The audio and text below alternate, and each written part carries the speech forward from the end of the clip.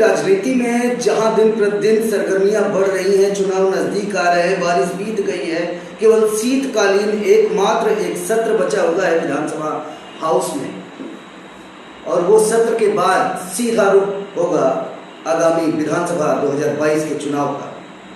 जफराबाद विधानसभा से ताल तो ठोक ही रहे हैं, रत्नाकर चौबे जी हमारे साथ जुड़ चुके हैं, लेकिन वो लगातार सुर्खियों का विषय बनते जा रहे हैं। ये अपने आप में सोचने वाली बात है। आज हमारा सवाल उनसे सीधा रहेगा कि जो हालात उत्तर प्रदेश में लॉ एंड ऑर्डर को लेकर बन रहा है उस पर क्या सोचते हैं वो। और अगर अभी एक हाल ही फिलहाल में बात सुनने में आई है कि ये किसी गांव में जनसंपर्क के लिए गए हुए थे और इन पर ऐसी वारदात करने की साजिश की गई, इनके खिलाफ में नारे लगाए गए, मतलब कि इनकी लोकप्रियता से विरोधी इस प्रकार से बौखलाए हुए हैं। मैं नहीं समझ पा रहा हूं कि ये सूचना मुझे सही है।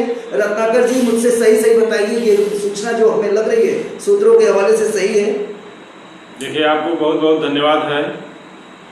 ये भारतीय जनता पार्टी के लोग बड़े ही षड्यंत्रकारी लोग हैं, और हम ही नहीं, आज के समय पूरा प्रदेश असुरक्षित अपने को महसूस कर रहा है, और ख़ास तौर पर तो ब्राह्मण समुदाय के लोग अपने आप को असुरक्षित महसूस कर रहे हैं।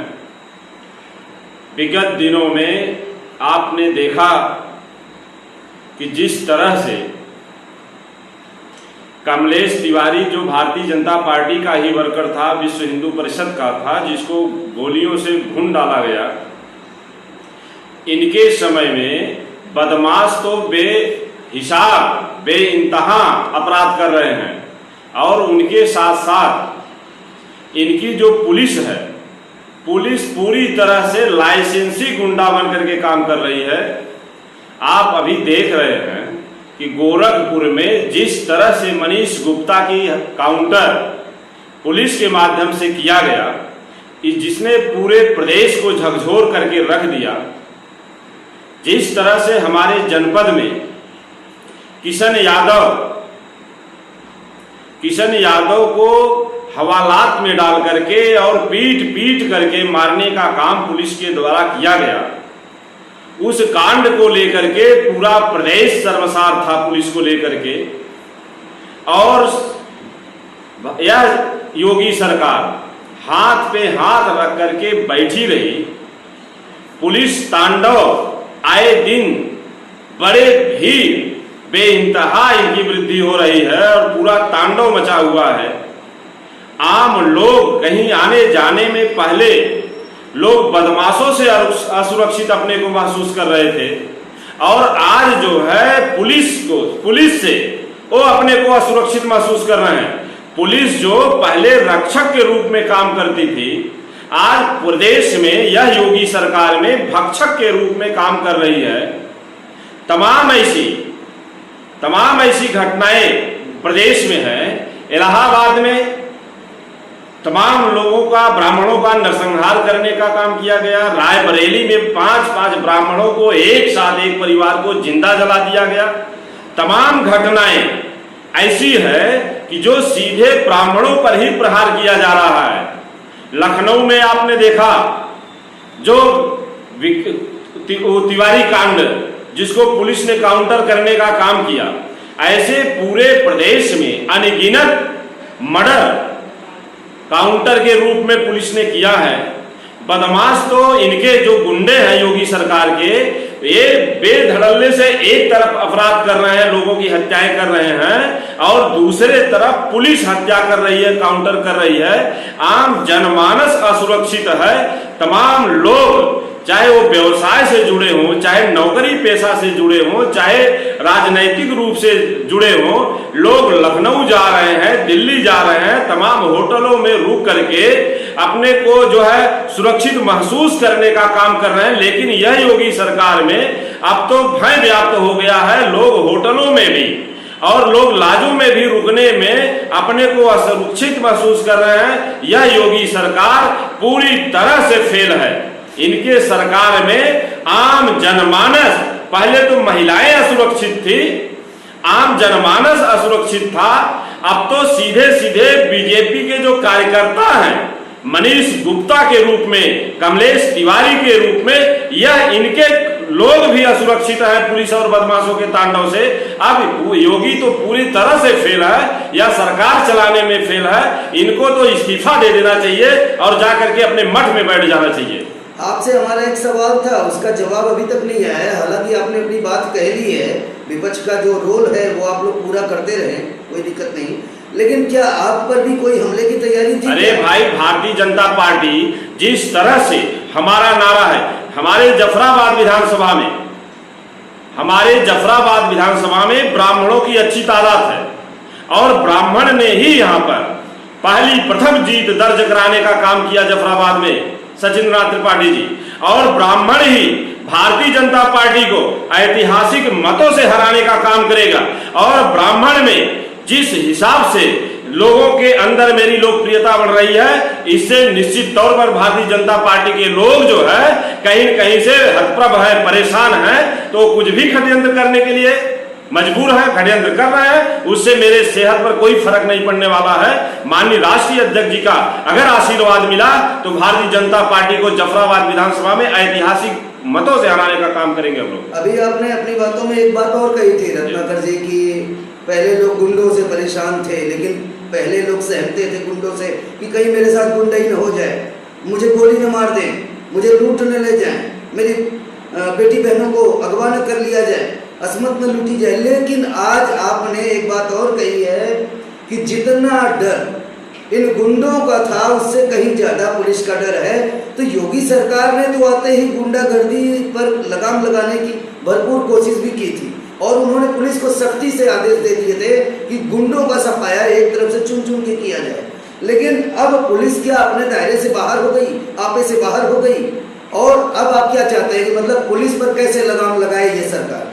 पुलिस पर लगाम लगाने का सरकार काम करती है, लेकिन जहां सरकार, योगी सरकार पूरी तरह से फेल है, पुलिस महकमे में इनका कोई खौफ नहीं है।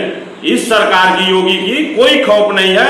अगर खौफ होता तो बिना अपराध का मनीष गुप्ता का काउंटर नहीं होता, कमलेश तिवारी का काउंटर नहीं होता। अपराधी मनीष किशन यादव का जिस तरह से बक्सर थाने में हवालात के अंदर पीट करके मार दिया गया, यह इनका योगी सरकार का नाकामी होने का ये रिजल्ट है। योगी सरकार पूरी तरह से फेल है।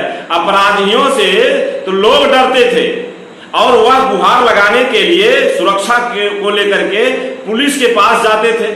लेकिन पुलिस, जो एक तो कहावत है कि वो कैसे कहते हैं लोग कि जो पता नहीं कैसे वो डोली के संग, आज तो यही स्थिति है कि पुलिस से जहां हम लोग अपने आम आवाम के सुरक्षा के लिए, अपनी सुरक्षा के लिए पुलिस से गुहार लगाते, लेकिन पुलिस तो खुद ही अपराधी के रूप में काम कर रही है, काउंटर करने का काम कर रही है। तो बताइए आम जनमानस कहां जाएगा? योगी सरकार पूरी तरह से फेल है आज के समय में। अब बात अगर जफराबाद की कर ली जाए, जौनपुर की कर ली जाए, देश प्रदेश को छोड़ते हुए व्यवहार है उस मुद्दे पर, जो आप पर आक्रमण की तैयारी थी, क्या आप उसे एक वर्ग विशेष की बात मानते हैं कि क्या वो लोग भारतीय जनता पार्टी के उस्काने पर आपको अटैक करना चाहते थे? अरे भारतीय जनता नाम नहीं ले रहे हैं, भूल नहीं रहे हैं, लेकिन ये मानने से भी इनकार नहीं कर रहे हैं कि हाँ ऐसी बात थी। जबकि भारतीय जनता पार्टी के लोग पूरी तरह से वो अपने को यह महसूस कर लिए हैं कि चुनाव अगर ब्राह्मण कैंडिडेट आ जाएगा तो हमको बड़ी ही बुरी तरह से चुनाव हारना पड़ेगा, इसलिए वो तमाम षड्यंत्र रचेंगे। उस पर हम लोगों को कोई भी प्रकार की टीका टिप्पणी नहीं है। उनका जो काम है वो अपना करेंगे। हम लोगों का जो काम है, हम लोग लक्ष्य रखे हैं 2022 में भारतीय जनता पार्टी को जफराबाद विधानसभा से ही नहीं पूरे उत्तर प्रदेश में से खदेड़ने का काम करेंगे।